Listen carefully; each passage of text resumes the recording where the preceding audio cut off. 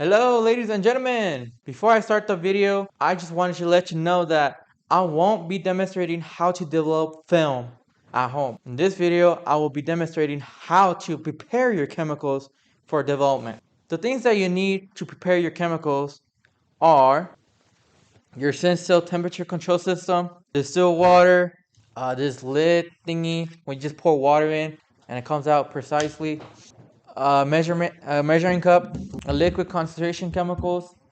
You need 3 bottles, one a development, one a Blix, and stabilizer. These bottles also need to be in a dark bottle. It cannot be exposed to sun or the light or whatever. Lastly, you also need a photo flow. Well, not really a need, but like I recommend you getting a photo flow. You will need this to get the contaminated water out of your film, and it helps your film to dry out faster, so that's a huge need. Also, if you don't have a temperature control, you can use what do you call this thing? What the hell do you call this thing? You'll need this temperature check. I guess I'm gonna call it a temperature check. You'll need a temperature check to check your temperature, but I recommend getting a temperature control system because it makes your life a whole lot easier. What the hell do you call this thing? With all that being said, let's get right into it.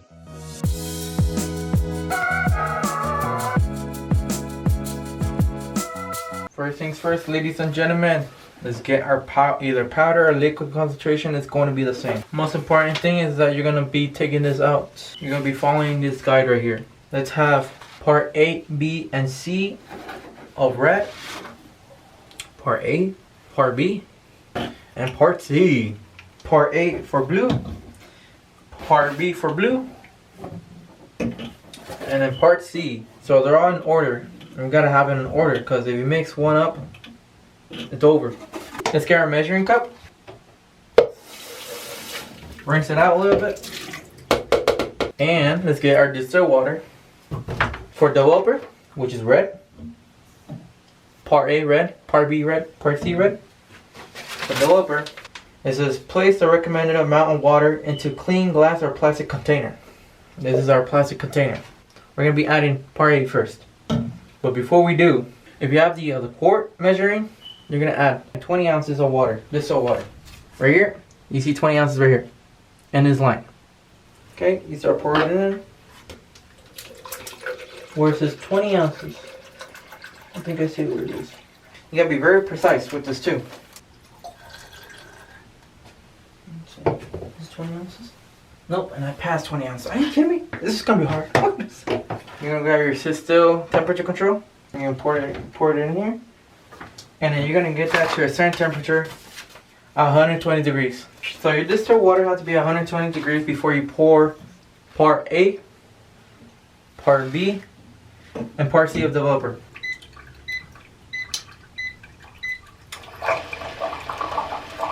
And it works.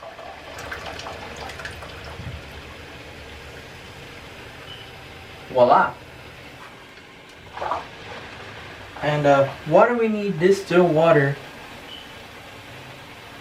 for our chemicals? Well, we don't want the contaminated water inside of the chemicals. That's the only reason why. Now that we have added 20 ounces of distilled water and 8 ounces of part A developer at 120 degrees, we can now go ahead and add part B of the developer. For this instance, we're gonna pour it in very slowly.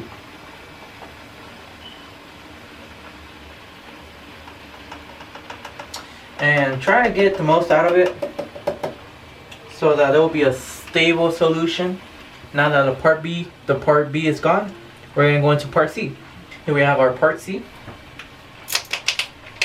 I recommend you wearing a mask because it would stink. For me, I'm showing a demonstration, so I mean it is unhealthy to do this. So for this one, it's gonna make the whole room stink. So you gotta be very cautious. You gotta have like ventilators.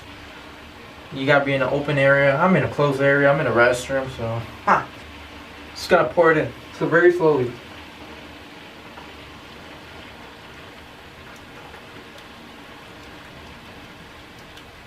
Yeah, like changes the colors here.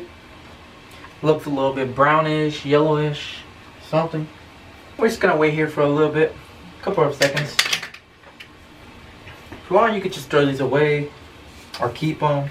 After a few minutes, you're gonna have your developer container and have them marked. Because you don't have them marked, you're gonna get confused.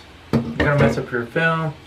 Everything's gonna go cross contamination, and overall, the whole chemicals in here will not matter anymore if you cross contaminate. You're gonna have to get all the little things off of it. You're gonna rinse your finger once again, and then you're just gonna have to leave this right here on the side for a little bit, just for right now. Oops, just like that. Now grab your developer.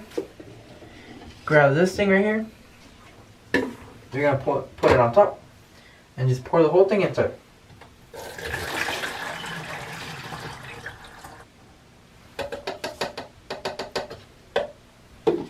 Now you're gonna have it collapse so that all the oxygen comes out. Lock it up, and boom. And there you have it.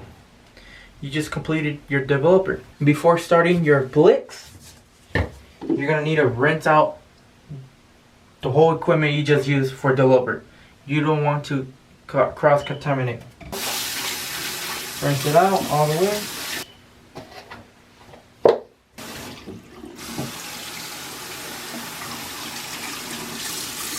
And if you want to be very sure that everything's rinsed out, you can fill the cup again with the water. And then turn this thing on again. And let it just stir for a little bit so that it can get all the thing out, all the chemicals out. Just gonna wanna rinse it out again. For Blix, it's the same situation, but this time, instead of having the temperature at 120 for developer, you're gonna have 125 on Blix. So you need 18 ounces of water inside your cup. 18 ounces is this here. This is for Blix BF41 and a developer CD41. This is for developer. We just filled 20 ounces of developer. And right now we're filling up 18 ounces of Blix. So now we have part 8 of Blix ready to go. We're gonna set this to 125, if it's possible. After you have opened it, you're just gonna slightly pour it in here.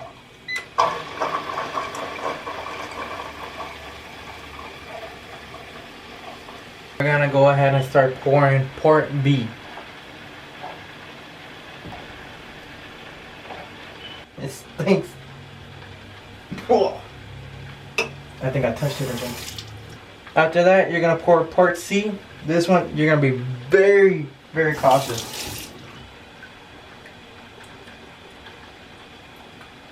This thing is stainable, so if it gets on you, on your shirt, on your shoes, anything, it will stain. I had to switch over to my phone because my camera just died. But it's okay. I hope this is better quality. After I have Blix running, temperature running, everything circulating, now we can finally pour Blix into our bottle. We're gonna take this thing out. Be very careful because this can stain your counter. And you're gonna have this rinse already. You're gonna have to rinse already. You're gonna have this rinse. Pour it in there. It just stinks. Voila. There you have it. Blix 2 complete. Now on to the final process. So for this, you're gonna need stabilizer. So get your container again. It's gotta be at a room temperature, but for this instance, this is like 62 degrees. It needs to be at a 72 to 105 degrees. So we're gonna pour this how many ounces? Like 30 ounces? Yeah, we're gonna pour 30 ounces into this cup. 30 ounces. Once you have poured 30 ounces of distilled water inside of the cup, you may now, and your temperature is at 75 and higher, you may now pour your final ounce of chemical. I have this really clear bottle because I keep this bottle inside in a dark container in a dark place, and I really don't need to spend another. I think each of these like containers are like $30, $20 or whatever.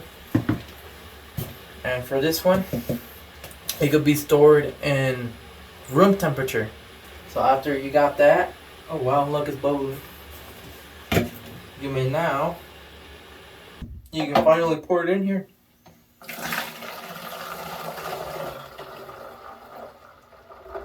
Just like that.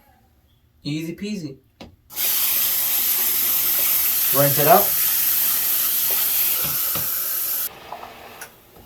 So after completing and developing your chemicals and storing them in each specific container, you may now have these two stored in a cooler. Now for this one, you can have it in a room temperature and a dark place too, so that it doesn't be exposed to light. And other than that, there you have it. That's how you prepare yourself for developing your film.